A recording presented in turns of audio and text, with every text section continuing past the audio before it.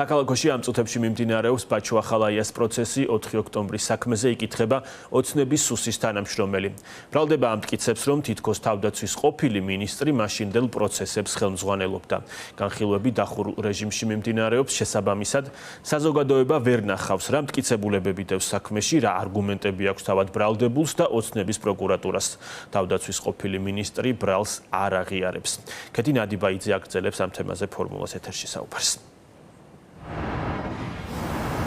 ამ თუთებში მხარეთა შეკითხვებს პასუხობს სახელმწიფო უსაფრთხოების სამსახურის თანამშრომელი, რომლის პატაკიც დევს ბაჩუ-ახალაიას საქმეში, თუმცა არ ვიცით ის რას უყვება სასამართლოს, რადგან საზოგადოებისთვის ცნობილია, რომ თავდაცვის ყოფილი მინისტრის ეს საქმე არის დახურული და დაინტერესებულ პირებს, ისევე როგორც მედიას, არ გვაქვს შესაძლებლობა, რომ დავესწროთ სხდომებს.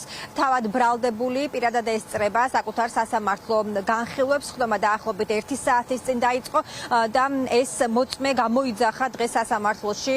ცხადია, პროკურატურამ საქმე არის უკვე მტკიცებულებების გამოკვლევის ეტაპზე. პროკურატურა მკითხავს საკუთარ მოწმებს, იკვლევს საკუთარ მტკიცებულებებს, თუმცა დაცვის მხარე აცხადებს, რომ ეს არის აბსურდული მტკიცებულებები და მთავარი მიზეზი, რატომაც ეს საქმე დახურული არის, უკავშირდება სწორედ აი ამ მტკიცებულებების შინაარს, რადგან არანაირი მასალა თავდაცვის ყოფილი მინისტრის წინააღმდეგ, რომ სწორედ მან დააორგანიზა 4 ოქტომბრის პროცესები საქმეში არ დევს და ბრალი არ იუსაფუძვლო. არ არსებობს მართლმსაჯულება დღეს ამ ქვეყანაში, მაგრამ ჯიუტად მაინც დავდივართ ამ სასამართლო პროცესებზე და რატო დავდივართ? სწორედ იმიტომ დავდივართ, რომ აი ამ ადამიანებს მოусმინოთ, აი ამ ჩამოტარებით მოწმეები რო ყავთ და ყველა პროცესის ერთი და იგივე ტექსტს რო ყვებიან, დაზეპირებულს, აი იმ მოწმეებთან უბრალოდ კომუნიკაცია რო ქონდეს, თვალი თვალში რო გაუყაროთ და თქვას, ანუ რასთან დაკავშირებით არის მოსული და რა ჩვენებას იძლევა. არც ერთ მოწმეს არ უთქვავს, რომ ბაჩუ-ახალაიას სასამართლოზე არის მოსული იმისთვის, რომ ბაჩუ-ახალაიას წინააღმდეგ მისცეს რაიმე ჩვენება, ან საერთოდ რაიმე ინფორმაცია მიაწოდოს სასამართლოს. არც ერთ ეტაპზე, გამოძიების არც ერთ ეტაპზე არ არის დადგენილი ბაჩუ-ახალაია სარგებლობდა თუ არა რაიმე ტექნიკური აპარატით, მათ შორის მობილური ტელეფონით, რა ტელეფონი ჰქონდა ბაჩუ-ახალაიას, რა სიმბარათით სარგებლობდა ბაჩუ-ახალაია, რა ფორმით უკავშირდებოდა დაუშვათ ბაჩუ-ახალაია აქციის მიმდინარე პროცესში ჩართულ პირებს, თუნდაც ბატონ მურთაზ-ოდელავას ან ბატონ ბურჭულაძის ვერც ერთი მტკიცებულებით ვერ დასტურდება ეს, რომ ბაჩუ-ახალაია რაიმე ფორმით იყო ამ კონკრეტულ ბრალდებასთან მიმართებაში, ანუ 4 ოქტომბრის აქციასთან მიმართებაში ჩართულ ვარაუდის სტანდარტსაც კი ვერ აკმაყოფილებს წარმოქმნილი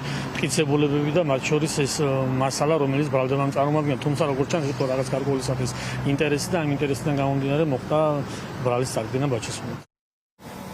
ქართული ოცნება სწორედ თავდაცვის ყოფილ მინისტრს აცხადებს 4 ოქტომბრის პროცესების მთავარ ორგანიზატორად ამ ბრალის გამო მას 9 წლამდე თავისუფლების აღკვეთა ემუქრება და პროკურატურა ცდილობს იმის დამტკიცებას, რომ ბაჩუ-ახალაიას ჰქონდა აქტიური კომუნიკაცია ამ საქმის სხვა ფიგურანტებთან, იმ პოლიტიკოსებთან, რომლებიც ამ პროცესების გამო აღმოჩნდნენ განსასჯელის სკამზე, თუმცა მათ კომუნიკაციასთან დაკავშირებული მასალებიდან საქმეში დევს მხოლოდ ზარები, ინტერნეტის მოხმარების ინტენსივობასთან დაკავშირებული მასალები, თუმცა არა შინაარსი და საინტერესო არის ის დეტალიც, რომ ერთადერთი აუდიო მასალა, რომელიც პროკურატურამ საქმეში ჩადოდა, რომელიც თითქოს ასახავს ბაჩუ-ახალაიას და პატა ბურჭულაძეს შორის სატელეფონო საუბარს, ექსპერტიზის ოფიციალური დასკვნის მიხედვით ეს ჩანაწერი აღმოჩნდა ფაბრიკაცია, სწორედ აი ამ გარემოებიდან გამომდინარე, თავად ბრალდებული მისი ინტერესების დამცველები აცხადებენ, რომ ეს საქმე თავიდან ბოლომდე არის